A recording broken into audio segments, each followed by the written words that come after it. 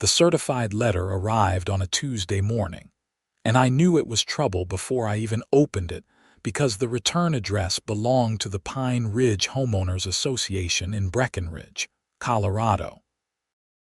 I stood there in my kitchen, still wearing my sheriff's uniform after a long night shift, holding this ridiculous piece of mail like it might explode.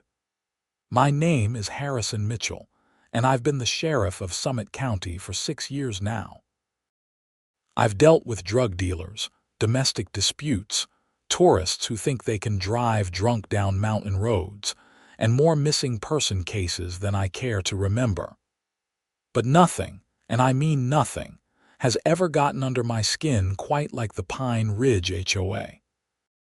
The letter informed me, in the most condescending language possible, that I had exactly 48 hours to remove the Snowman from my front yard or face a fine of $250 per day until compliance was achieved.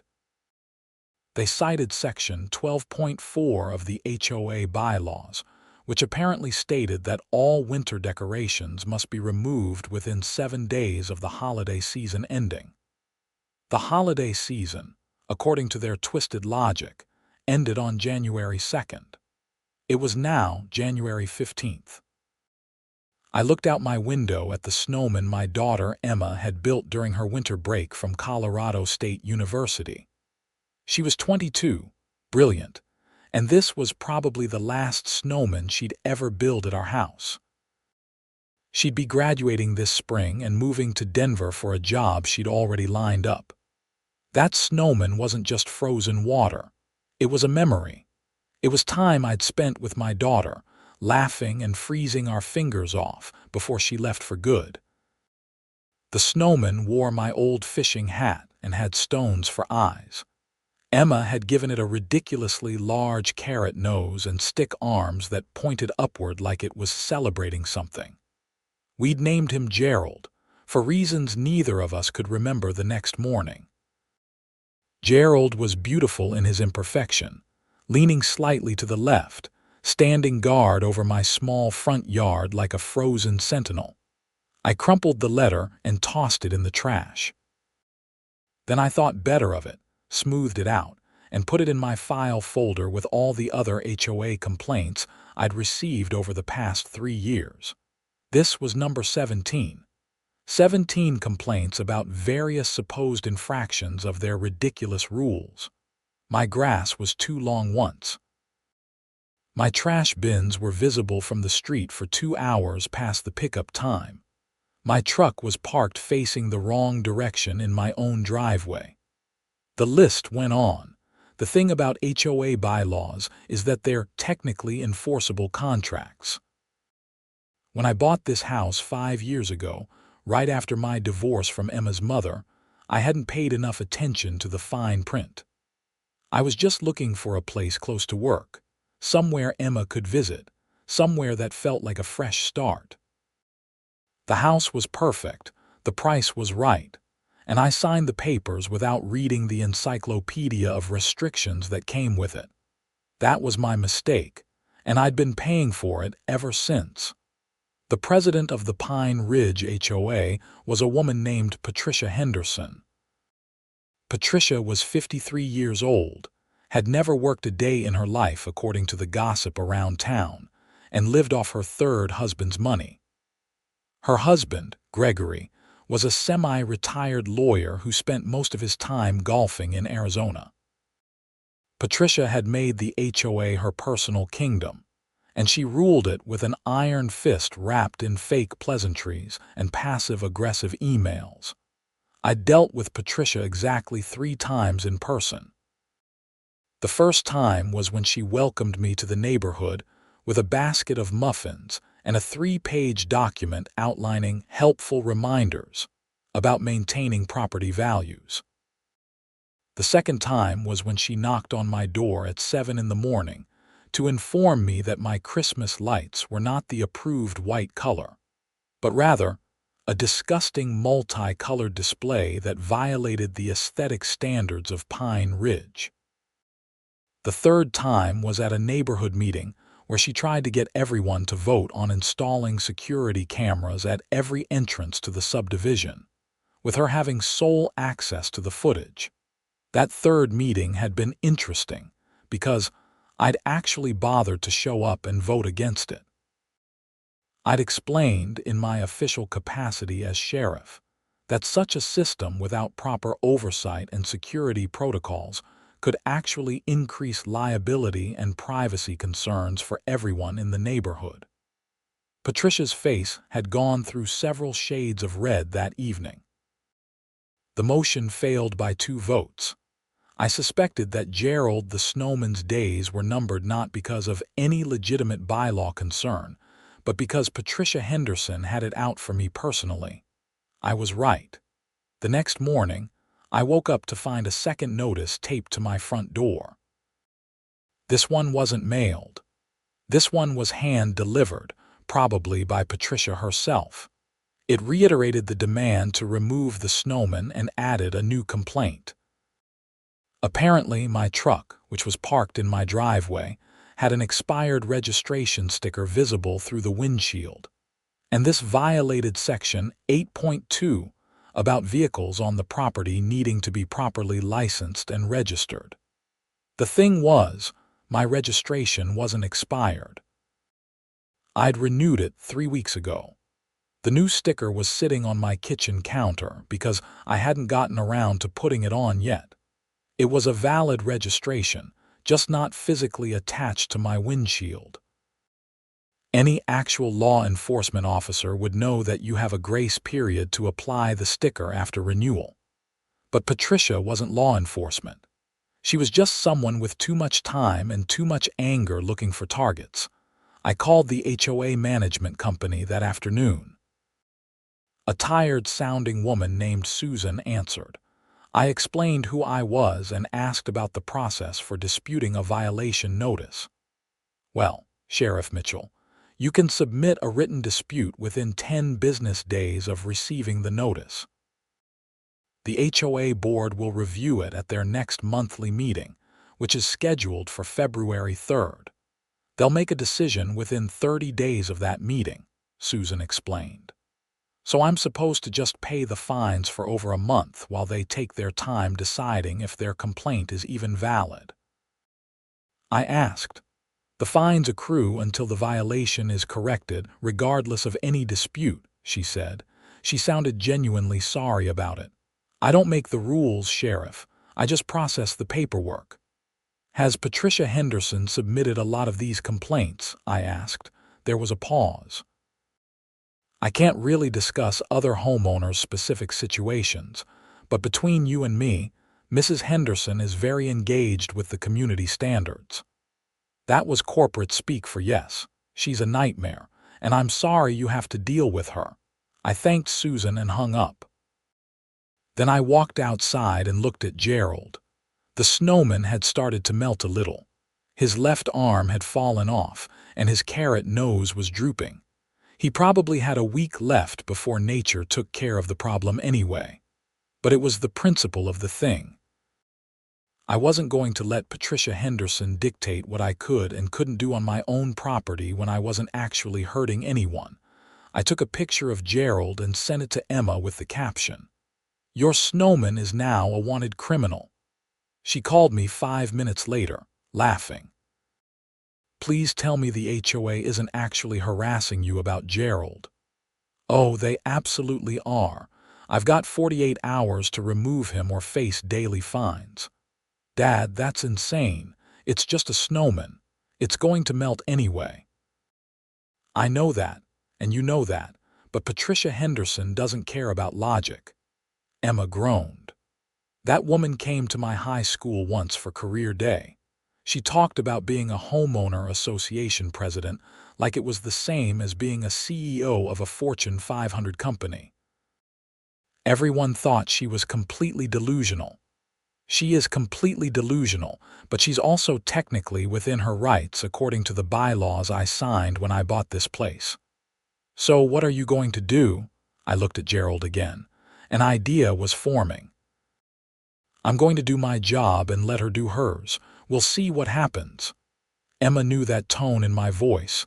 Dad, don't do anything that's going to get you in trouble. Would I do that? I asked innocently. Yes, frequently.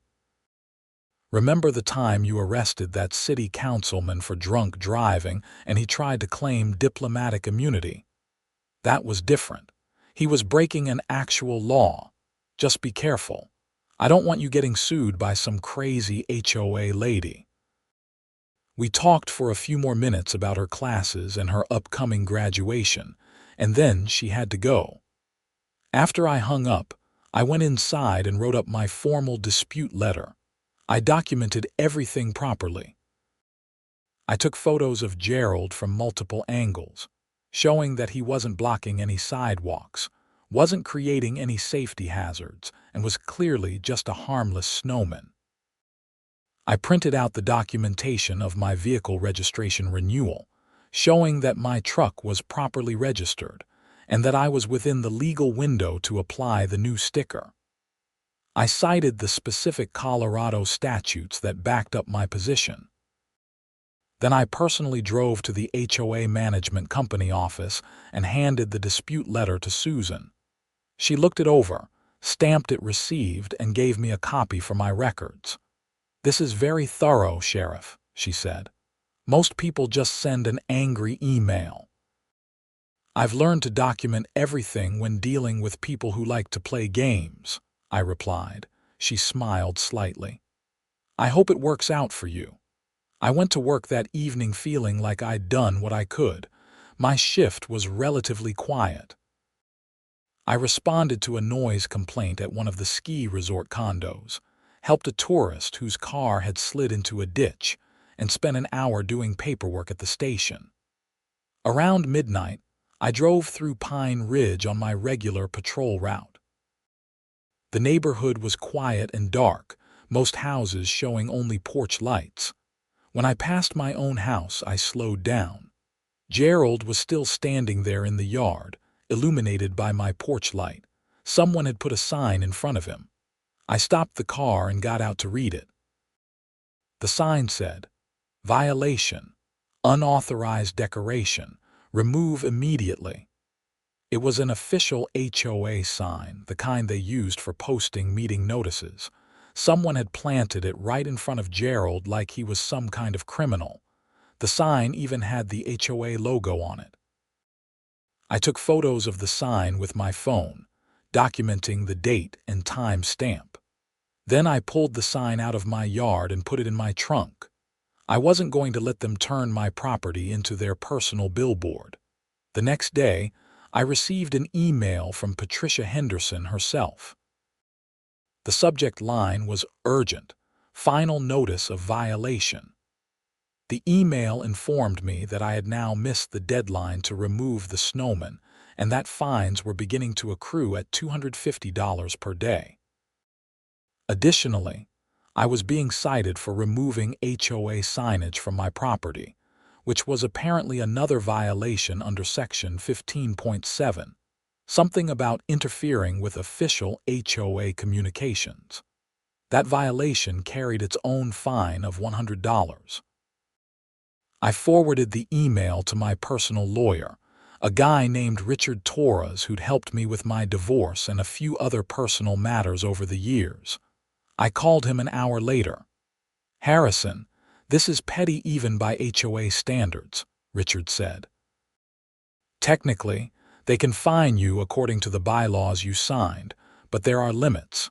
You can take this to court if you want, but it's probably going to cost you more in legal fees than just taking down the snowman." "It's not about the money, Richard. It's about the principle." "I know, but judges don't usually care about principle in HOA disputes. They care about contracts. You signed the contract. The contract says you agreed to follow the rules, even when the rules are being enforced selectively and vindictively. Do you have evidence that other people in the neighborhood have violated the same rules without being fined?" I thought about it. I'd have to look around, but yeah, I'm sure they have. Nobody removes their snowman exactly 7 days after New Year's. Then document that. Take photos of every snowman, every holiday decoration, every violation you can find in the neighborhood. If you can prove selective enforcement, you might have a case for harassment. But Harrison, seriously, is this the hill you want to die on? You're the sheriff. You have actual important things to deal with. He was right, of course, but something about this whole situation had gotten under my skin. I'd spent my entire career dealing with people who thought they were above the rules, and I'd always made sure they faced consequences. Now here was Patricia Henderson, using the rules as a weapon, and I was supposed to just roll over and take it. Let me think about it, I told Richard. That afternoon, I drove through Pine Ridge with my personal phone, not my work phone, and took photos. Richard was right. There were at least 8 other houses with snowmen still in their yards. 3 houses still had Christmas wreaths on their doors. 1 house had a full nativity scene still set up in the front yard. Another had icicle lights still hanging from the gutters. I documented everything. Addresses, photos, dates, times. Then I went home and sent another formal letter to the HOA management company, this time pointing out the selective enforcement and requesting that all violations be addressed equally or my violations be dismissed. I CC'd Richard Torres on the email. Patricia Henderson responded within an hour. The other violations had already been addressed, she claimed. Warning notices had been sent. The difference was that I was the only one who had refused to comply after receiving official notice. It was a lie. I drove by those same houses the next day and all the decorations were still up. No HOA signs in their yards, no warning notices on their doors, just mine. That's when I realized Patricia was specifically targeting me and she was willing to lie to do it. I called Richard again. She's lying about the other violations. I've got proof. Then we can probably get your fines dismissed. But Harrison, this woman is going to make your life miserable as long as you live in that neighborhood. Are you prepared for that? I'm the sheriff, Richard. I don't back down from bullies. He sighed. All right. Let me draft a formal response. We'll threaten litigation if they don't dismiss the fines and stop the selective enforcement. But you need to understand that even if we win this battle, she'll just find other ways to come after you. Let her try. Over the next week, things escalated in ways I hadn't anticipated. The HOA board scheduled an emergency meeting to discuss my case specifically. They sent me a formal invitation to attend and present my side of the dispute. The meeting was scheduled for a Saturday afternoon at Patricia Henderson's house. I showed up in civilian clothes, carrying a folder full of documentation. Patricia's house was the largest in the neighborhood, a sprawling 5-bedroom monstrosity with professional landscaping and a 3-car garage. When I rang the doorbell, Patricia herself answered. Wearing a business suit like this was some kind of corporate boardroom instead of a petty dispute about a snowman. "Sheriff Mitchell, please come in," she said with a smile that didn't reach her eyes. The meeting was in her dining room. 5 other board members were there. Sitting around her mahogany table like this was the UN Security Council. I recognized 2 of them. Janet Wilcox was a retired schoolteacher who'd always seemed reasonable in the past. Marcus Rodriguez was a dentist who'd fixed one of my molars last year. The others I didn't know personally. Patricia sat at the head of the table. "Let's begin. Sheriff Mitchell, you've submitted a dispute regarding the violation notices you received. The board has reviewed your documentation. Would you like to add anything?" I laid out my folder. "Yes. I'd like to point out that there are currently 8 other houses in this neighborhood with snowmen or winter decorations still displayed, well past the supposed deadline. I've documented all of them with photos, dates, and addresses. I've received no evidence that any of those homeowners received violation notices, let alone fines. This is selective enforcement, and it constitutes harassment. I passed copies of my documentation to each board member. They looked through the photos. I could see Janet Wilcox frowning as she flipped through them. Patricia cleared her throat. Those situations are different.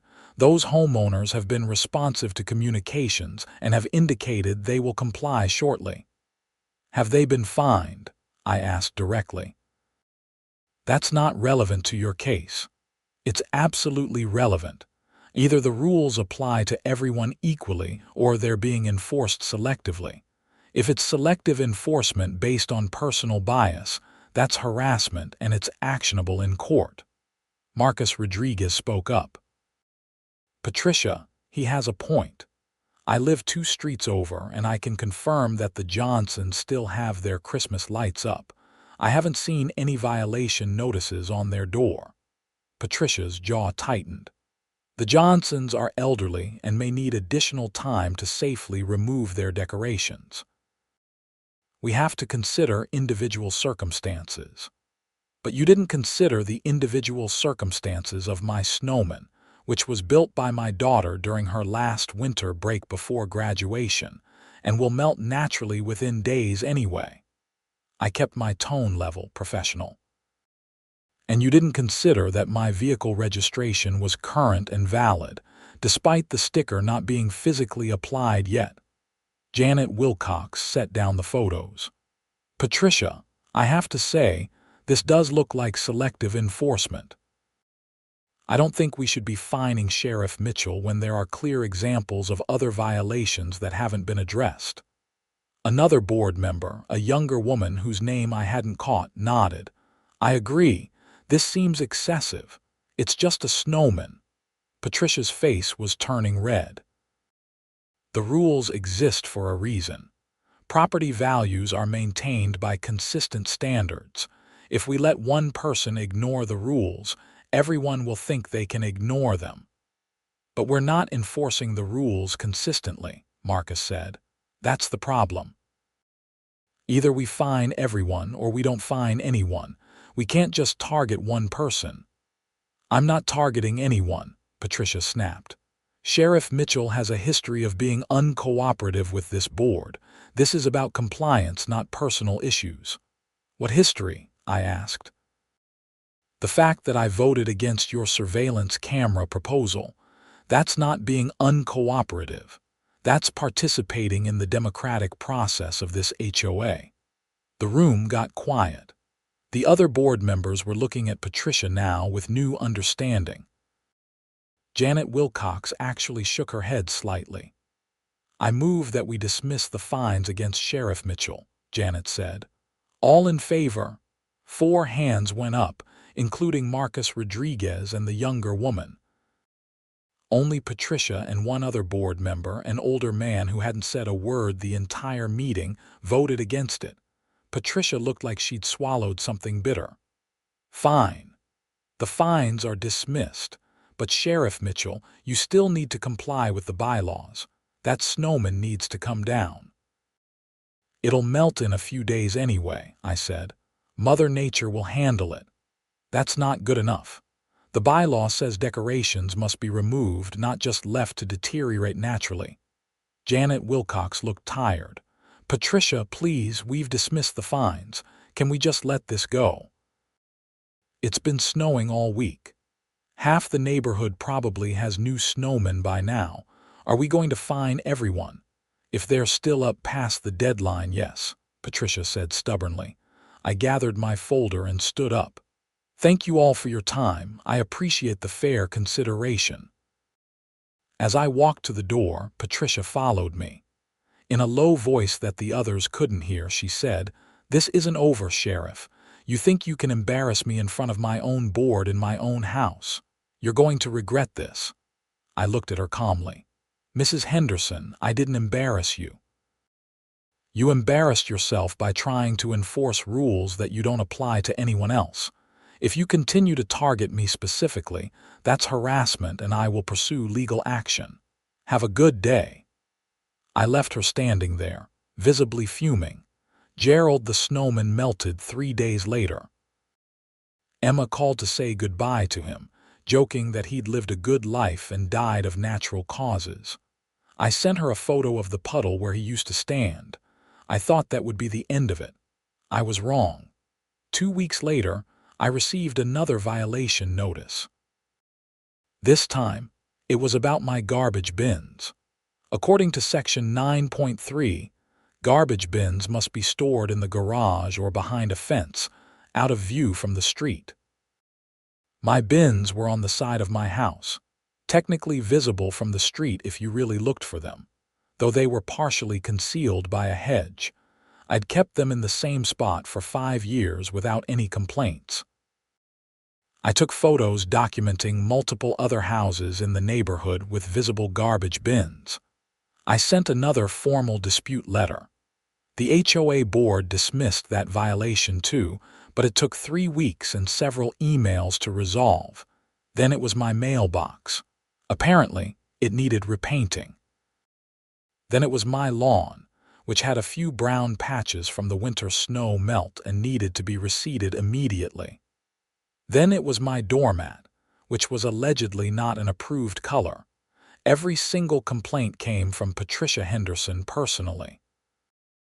The HOA board started dismissing them automatically, but the process was exhausting.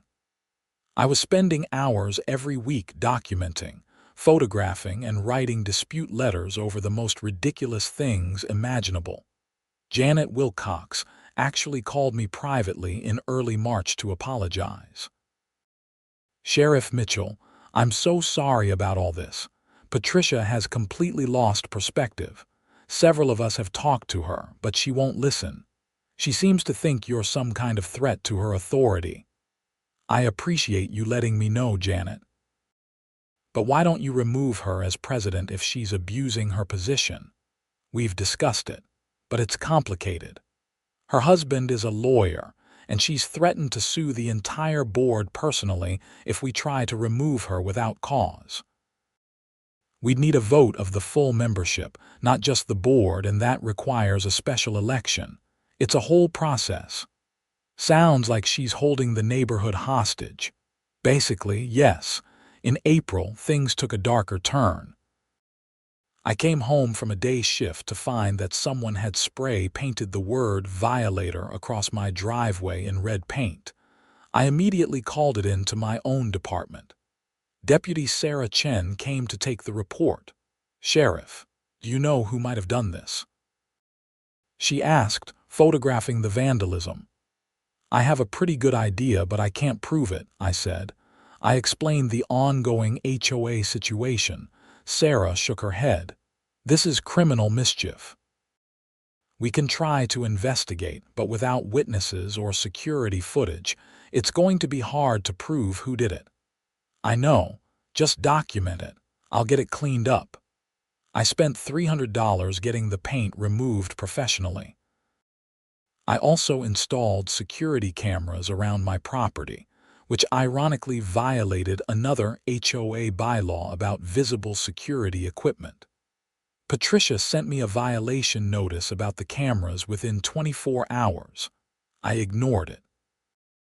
The cameras paid off 2 weeks later when they caught Patricia Henderson herself walking into my yard at 2 in the morning and leaving another violation notice. This one claiming my grass was too long and needed to be cut within 24 hours. The grass was barely 3 inches tall. The HOA bylaw specified grass couldn't exceed 4 inches. I had her on video, trespassing on my property in the middle of the night to leave a false violation notice. I called Richard Torres the next morning. "I've got her. Clear video evidence of trespassing and harassment." "Send me the video," Richard said. I could hear the satisfaction in his voice. "We're going to end this." Richard filed a formal cease and desist letter along with the video evidence. He sent copies to Patricia Henderson, the HOA management company, and every member of the HOA board. The letter outlined every violation, every dismissed complaint, the pattern of harassment, and now the criminal trespassing. It demanded that Patricia stop all contact with me regarding HOA matters and threatened both criminal charges and a civil lawsuit if the harassment continued. Patricia responded through her husband's law firm.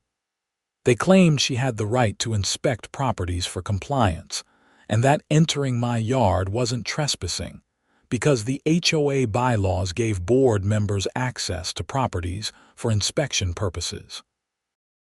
They also claimed her actions weren't harassment but legitimate enforcement of community standards. Richard laughed when he read their response. They're reaching. The bylaws don't give her permission to trespass at 2 in the morning.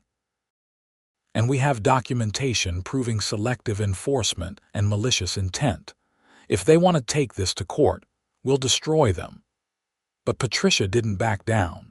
Instead, she called for another special board meeting to discuss placing a lien on my property for unpaid violations. Apparently, even though the board had dismissed all the previous violations, Patricia had been recording them as unresolved in her personal records and calculating fines as if they were valid. The accumulated fines, by her math, totaled over $15,000. The board meeting was scheduled for a Thursday evening in May. This time, it wasn't at Patricia's house. It was at the community clubhouse, and it was open to all homeowners in the neighborhood. Richard Torres came with me. The room was packed. Word had gotten around about the dispute, and apparently a lot of people wanted to see how it would play out. I recognized faces from around the neighborhood, including several people whose own violations I'd documented as evidence of selective enforcement. Patricia sat at the front table with the rest of the board, looking confident and self-righteous. She had a stack of papers in front of her, probably her fabricated record of unpaid fines. Janet Wilcox called the meeting to order. We're here to discuss the matter of alleged violations by Harrison Mitchell. Mrs. Henderson has compiled a record of outstanding fines. Sheriff Mitchell and his attorney are here to respond. Patricia, please present your case. Patricia stood up and launched into a 20-minute presentation about how I had consistently violated HOA bylaws, refused to comply with legitimate notices, and created a pattern of disrespect for community standards. She showed photos of Gerald the Snowman, my garbage bins, my mailbox, my lawn, and various other supposed infractions. She presented her calculations showing $15,000 in accumulated fines. She made it sound like I was some kind of criminal destroying the neighborhood. When she finished, Richard Torres stood up. He's not a tall man, but he has a presence about him that commands attention. He'd been a prosecutor before going into private practice, and he knew how to work a room. Ladies and gentlemen, what you've just heard is a masterclass in selective enforcement and personal vendetta disguised as civic duty. I'm going to prove to you, with documentation and evidence, that Mrs.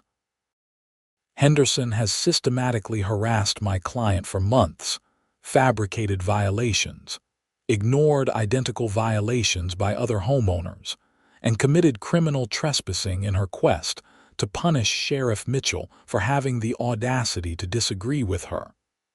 He presented everything we'd compiled. Photos of other violations in the neighborhood that were never addressed. The voting record from the security camera meeting that started the whole conflict. The board meeting minutes showing that every violation against me had been formally dismissed. The video of Patricia trespassing on my property at 2 in the morning. Dated, time-stamped, documented evidence of a months-long harassment campaign. The room was silent when he finished. People were looking at Patricia with shock and disgust. Marcus Rodriguez spoke first. Patricia, did you really keep calculating fines after the board dismissed the violations?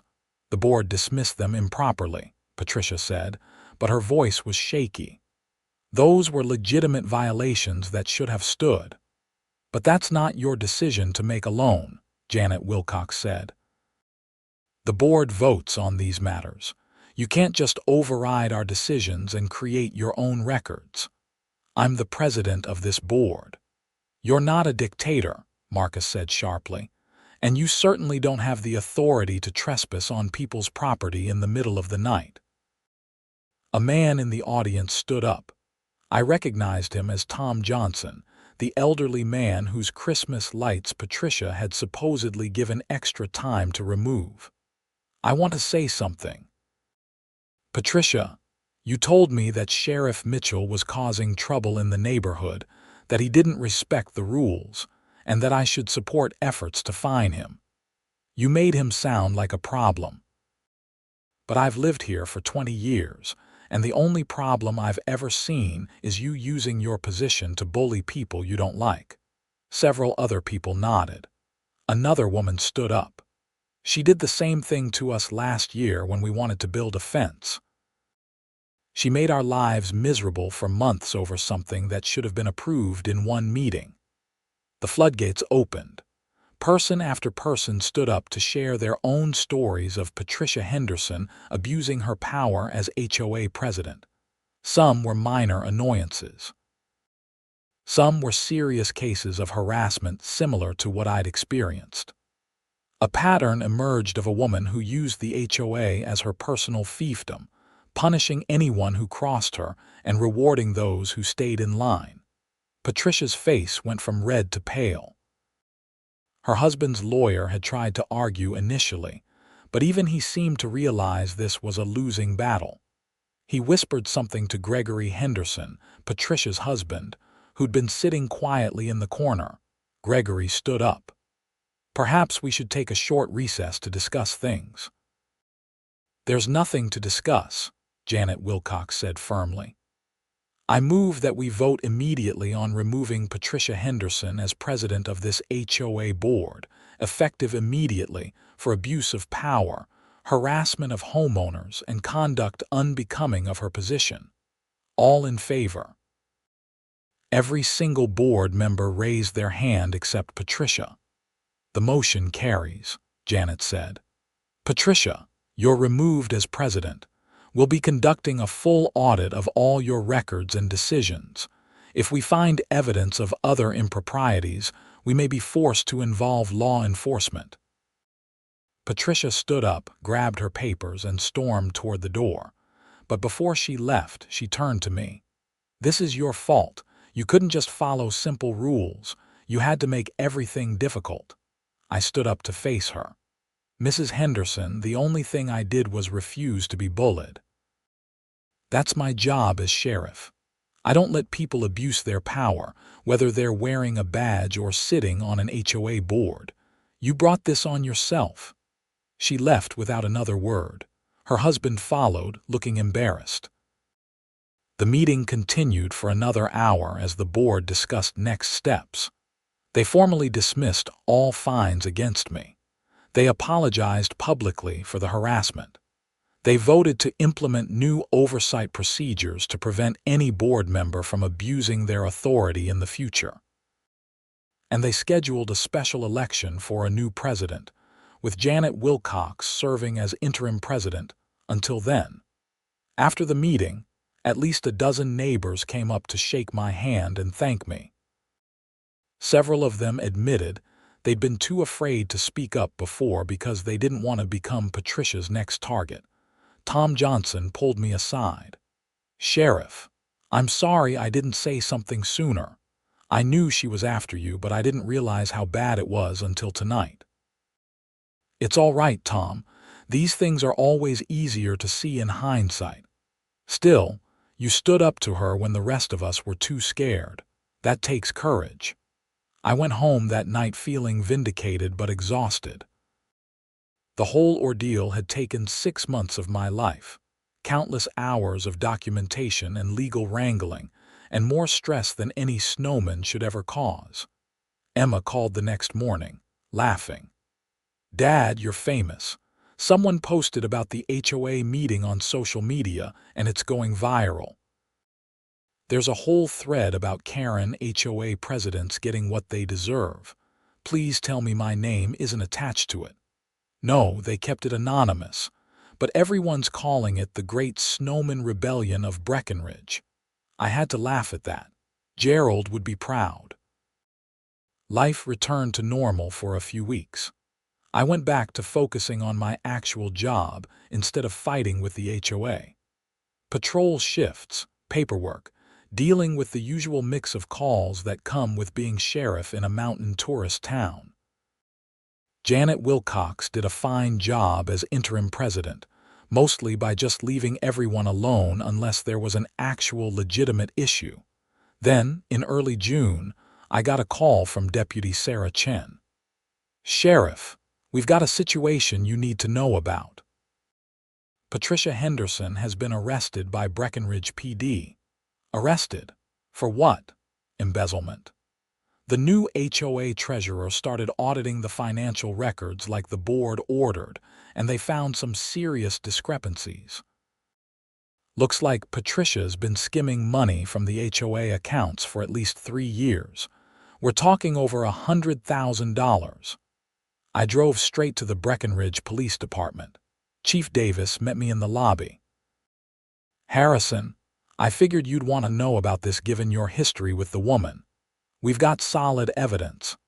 Bank records, forged signatures, the whole thing. She was using HOA funds to pay for personal expenses, vacations, shopping, home renovations. She'd been cooking the books for years." "Does the HOA board know?" "We just notified them an hour ago. They're cooperating fully with the investigation." "Where's Patricia now?" "Holding cell. She's been processed and is waiting for her initial appearance. Her husband posted bail, but this is serious. The DA is looking at multiple felony counts." I shook my head. All that time she spent harassing people about Snowman and mailboxes, and she was stealing from the neighborhood fund the entire time. "Classic misdirection," Chief Davis said. "Keep everyone focused on petty rule violations so nobody looks too closely at the finances. Might have worked too if you hadn't pushed back hard enough to force an audit." The story made local news that evening. Patricia Henderson, former Pine Ridge HOA president, arrested for embezzlement. The amount kept growing as investigators dug deeper. By the end of the week, they'd traced over $200,000 in misappropriated funds. The HOA held an emergency meeting to discuss the situation. Every homeowner received a letter explaining what had happened and assuring them that the board was working with law enforcement and pursuing all available legal remedies to recover the stolen funds. They also announced that they'd be implementing new financial oversight procedures with outside auditing to prevent anything like this from happening again. Emma called me after the news broke. "Dad, this is insane. She was stealing from the neighborhood the whole time. Looks that way. All those complaints she filed against you, all that harassment about Gerald, and she was literally committing crimes herself. The irony is amazing. The irony is that if she just left me alone, nobody probably would have ever looked closely enough at the records to catch her. She brought herself down by being unable to let a snowman go." The criminal case moved forward through the summer. Patricia Henderson was indicted on multiple felony counts including theft, embezzlement, forgery, and fraud. The evidence was overwhelming. Her husband filed for divorce in July, probably trying to protect his assets from the restitution claims. I attended the sentencing hearing in September. The DA had offered a plea deal, but Patricia had refused, insisting she'd done nothing wrong. The jury took less than 4 hours to convict her on all counts. Judge Martinez looked down at Patricia from the bench with no sympathy. "Mrs. Henderson, you held a position of trust within your community. Instead of serving that community, you exploited it for personal gain. You stole from your neighbors, falsified records, and when someone finally stood up to your other abuses of power, you escalated your harassment rather than backing down. Your actions demonstrate a complete lack of remorse or accountability." He sentenced her to 6 years in state prison and ordered full restitution of the stolen funds plus additional damages. Patricia's face crumpled as the bailiff led her away in handcuffs. I didn't feel good watching her go to prison. I felt sad that it had come to this. She'd had everything she could have wanted: a comfortable life, a nice home, a position of respect in the community. And she'd thrown it all away because she couldn't stand the idea of anyone challenging her authority. The Pine Ridge HOA eventually recovered about half the stolen money through insurance claims and the sale of Patricia's assets. They had to do a special assessment on all homeowners to rebuild the reserve fund, but people were willing to pay it knowing the money would be properly managed going forward. Janet Wilcox was elected as the new permanent president in October. Her first act was to repeal about half the bylaws, including the ridiculous 7-day rule about winter decorations. The neighborhood became a noticeably friendlier place without Patricia Henderson's reign of terror hanging over everyone. Emma graduated from Colorado State in December. She came home for the holidays before starting her new job in Denver. On Christmas Eve, we built another snowman in the front yard. This one was even bigger than Gerald, and we dressed him in an old suit jacket and gave him a top hat. "What should we name this one?" Emma asked. "How about Justice?" I suggested. She laughed. "Perfect." Justice the Snowman stood in our yard all through January, well past the old 7-day deadline. Nobody complained. Several neighbors built their own snowmen, and the kids on the block started having snowman building competitions. It turned into a whole neighborhood thing. On a Tuesday morning in late January, almost exactly a year after the certified letter that started everything, I stood in my kitchen drinking coffee and looking out at Justice. He was starting to melt now that the weather was warming up, leaning to one side just like Gerald had. My phone rang. It was Richard Torres. "Harrison, I've got some good news. The civil case is settled. The HOA board and their insurance company reached an agreement with you for the harassment, legal fees, and damages. They're offering $50,000. Richard, I don't want their money. Use it to offset the special assessment costs for the other homeowners. They're the real victims here, not me. Are you sure? You have every right to that compensation, I'm sure. I didn't do this for money. I did it because it was right." There was a pause.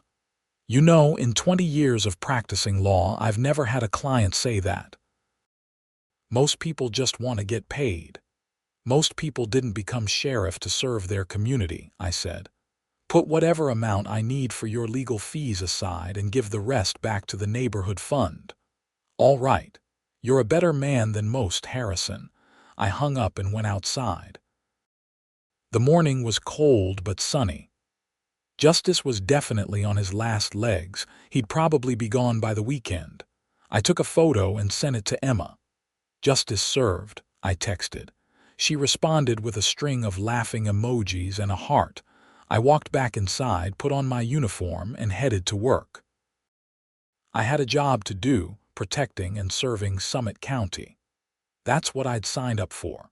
Not fighting with HOA presidents over snowmen, but sometimes protecting and serving means standing up to bullies, even when the bully is armed with bylaws instead of weapons. The Pine Ridge neighborhood was better now. People were friendlier, more relaxed. The new board focused on actual community improvement instead of petty rule enforcement. Kids played in the streets without worrying about violating noise ordinances. Families decorated their houses without fear of violation notices, and every winter when the first good snow fell, the neighborhood filled with snowmen. Some were elaborate, some were simple, some had names, some didn't. but they all stood as a reminder that sometimes the most important thing you can do is refuse to back down when someone tries to take away your right to enjoy something harmless and simple. Gerald started as just a snowman my daughter and I built on a cold January afternoon. But he became something more. He became a symbol of standing up to abuse of power. He became a catalyst for change in a community that had been quietly suffering under authoritarian rule. He became the spark that exposed corruption and brought justice to people who'd been wronged. Not bad for a pile of snow with a carrot nose. As I drove through Pine Ridge on my patrol that afternoon, I passed house after house with winter decorations still up in late January. Nobody cared. Nobody complained. People just lived their lives, enjoying their homes, being good neighbors. That's how it should be. I smiled and kept driving, just another day of protecting and serving the people of Summit County, Colorado. Though now, I had a story I'd be telling for years. The time an HOA president demanded I remove my snowman, never realizing she was picking a fight with the sheriff who patrolled her streets. A fight she couldn't win, that she should have never started, and that ultimately revealed her own crimes and brought her to justice. Sometimes the law works in mysterious ways, and sometimes justice comes in the form of a melting snowman named Gerald.